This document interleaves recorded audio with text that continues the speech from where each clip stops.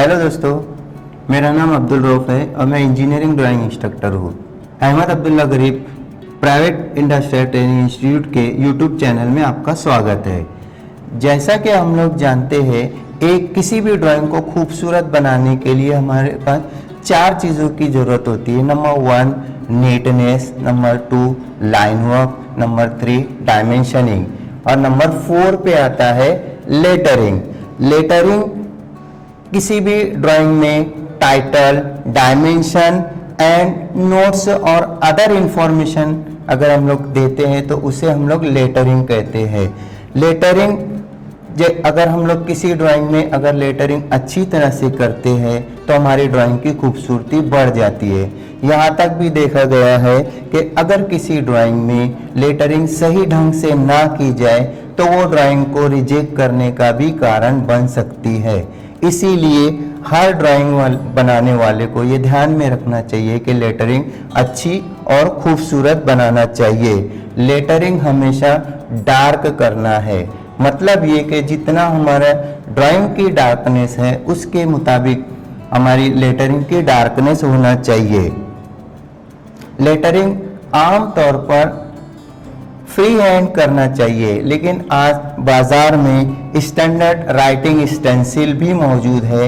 लेकिन दोनों में फ़र्क ये है कि हम लोग अगर फ्री हैंड लेटरिंग करते हैं तो हमारा टाइम बचता है, अगर हम लोग स्टेंसिल से करते हैं तो हमारा टाइम ज़्यादा जाता है। उसी तरीके से अगर हम लोग ड्राइंग में लेटरिंग अच्छे से करते हैं तो एक वर्कर जो उस ड्राइंग को देखकर जॉब बना रहा है तो उसको वो ड्राइंग आराम से समझ में आ सकती है, उसके नोट्स समझ में आ सकते हैं। उसी तरीके से उसमें जो हम लोगों ने डायमेंशन दिए हैं, टाइटल दिए हैं, नोट्स लिखे, वो सब आसानी से समझ सकता है और वो जॉब को वो कंप्लीट कर सकता है।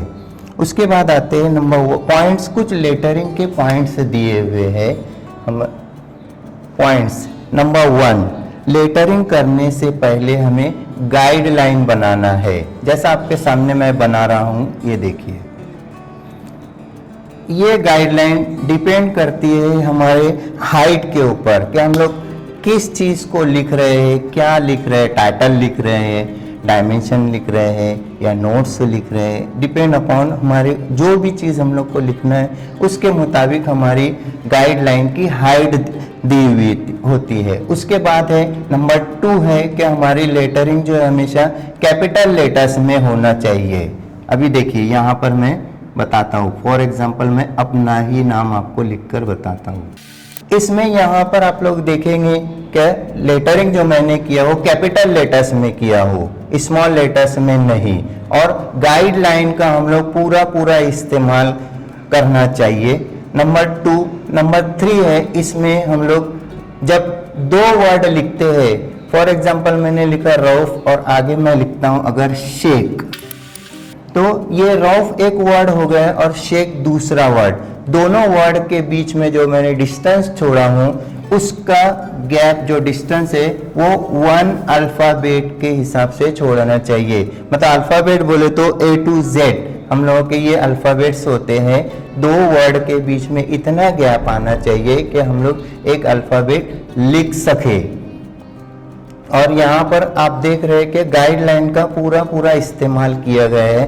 फॉर एग्जांपल अगर किसी बच्चे ने इस तरीके से गाइडलाइन बना लिए और उसको हम लोग लिख रहे इस तरीके से, तो ये हमारी लेटरिंग गलत हो जाती है। हमारी लेटरिंग इस तरीके से होना चाहिए। लेटरिंग हमेशा वर्टिकल लेटर्स में की जाती है। जहाँ पर ज़रूरी हो वहाँ इंक्लाइन लेटर्स का भी इस्तेमाल किया जाता है, लेकिन अधिकतर लेटरिंग वर्टिकल लेटर्स में की जाती है। उसके बाद आते हैं हम नंबर 3 है सिंगल स्ट्रोक लेटर्स।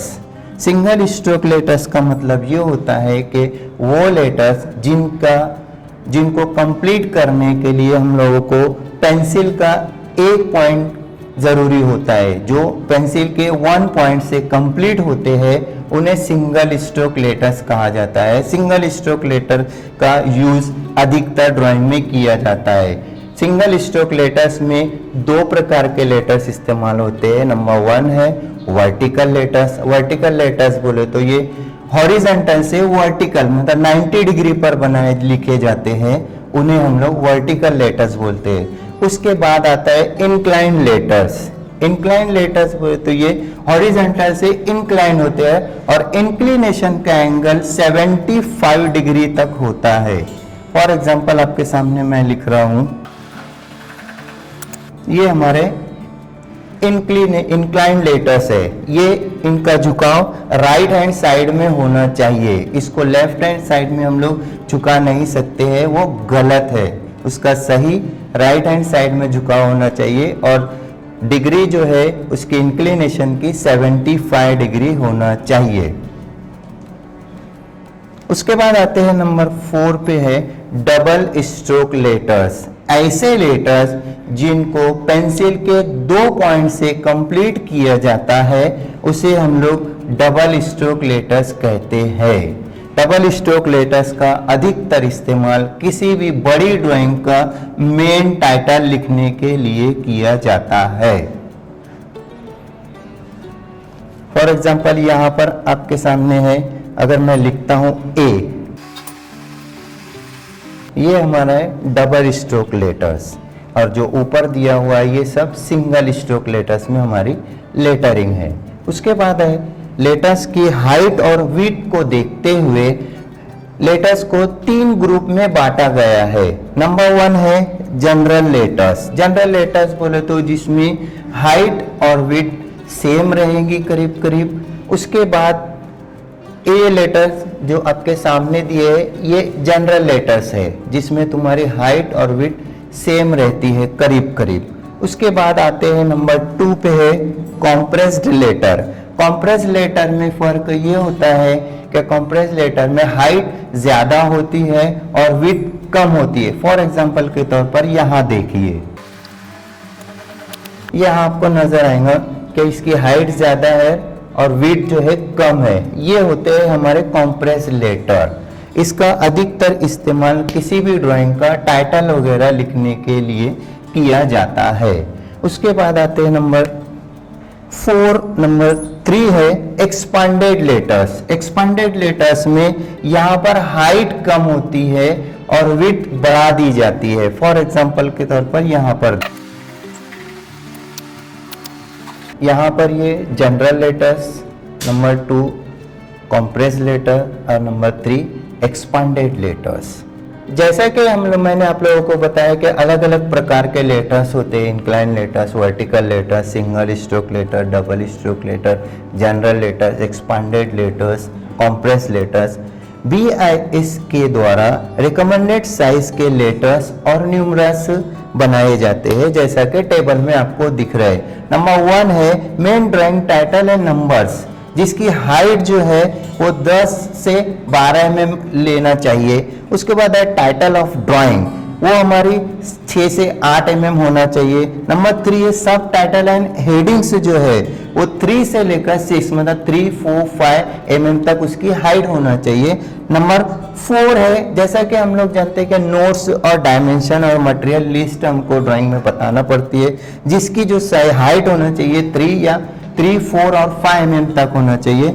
नंबर 5 है अल्टरेशन एंट्रीज एंड टॉलरेंस भी हम लोगों को ड्राइंग में दिखाना पड़ते हैं, तो उस ड्राइंग के उसमें हमारी हाइट जो होती है लेटरिंग की वो 2 और 3 mm होना चाहिए। मैं उम्मीद करता हूं कि आज का हमारा ये लेक्चर आपको समझ में आया होगा। तो आने वाली वीडियो के लिए हमारे चैनल को सब्सक्राइब कीजिए, शेयर कीजिए, लाइक कीजिए और बेल आइकन को दबाना ना भूलें। Thank you.